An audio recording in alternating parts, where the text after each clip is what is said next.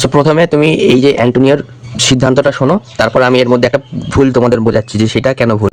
Antonio बहुत अच्छा आदमी है और वो कहता है कि मुझे खुशी है सरकार ने शाइलॉक की प्रॉपर्टी जब्त नहीं करी है और जो आधा हिस्सा मेरे पास में है उसको शाइलॉक अपनी बेटी जेसिका के नाम पे कर दे। जब तक शाइलॉक जिंदा है तब तक वो इस प्रॉपर्टी का मालिक है, उसके पास में रहे, लेकिन शाइलॉक के मरने के बाद उसकी प्रॉपर्टी जेसिका को दे दी जाए। और मेरी दूसरी कंडीशन ये है कि शाइलॉक अपने रिलीजन को छोड़ दे और क्रिश्चियन बन जाए, हमारे क्रिश्चियन धर्म को अपना ले। ड्यूक कहता है ठीक है, शाइलॉक को ये बात माननी पड़ेगी। अगर शाइलॉक ने ये बात नहीं मानी तो फिर मैं अपने फैसले को भी बदल सकता हूँ। जो मैंने प्रॉपर्टी माफ करी है ना अभी शाइलॉक की, उस फैसले को भी मैं बदल सकता हूँ अगर शाइलॉक ने तुम्हारी बात को नहीं माना तो। पोर्शे कहती है शाइलॉक क्या कहते हो, मानते हो एंटोनियो की बात?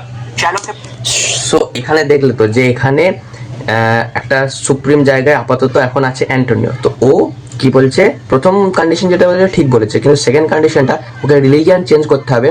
এবং ডিউকও তাকে বলেছে যে লাইক তুমি যদি না করো এই কাজগুলো তাহলে তোমাকে বুঝতে পারছো তোমার ওপর যেটা আমার মার্সি ছিল সেটা উঠে যাবে, এরকম একটা ব্যাপার। তো এই মুহূর্তে যদি ও রিলিজিয়ান চেঞ্জ করছে, এটাতে যে কন্ট্রাক্টটা হচ্ছে এটা কন্ট্রাক্টটা ভ্যালিড নয়, বিকজ এটা হচ্ছে আনডিউ ইনফ্লুয়েন্সের মধ্যে। আর তোমরা জানো যে section 16 of the Indian contract act এইটাই বলছে যে আনডিউ ইনফ্লুয়েন্সের মধ্যে যেগুলো করা হয়, অর্থাৎ কোনো একটা মানুষ সে সুপ্রিম জায়গায় আছে, তার উইলে সে খারাপ অপব্যবহার করছে, তাহলে সেই কন্ট্রাক্টটা ভ্যালিড হবে না, সেটা ভয়েডেবল হবে। সো এরকম ফ্যাক্ট জানার জন্য এখনই ফলো করো।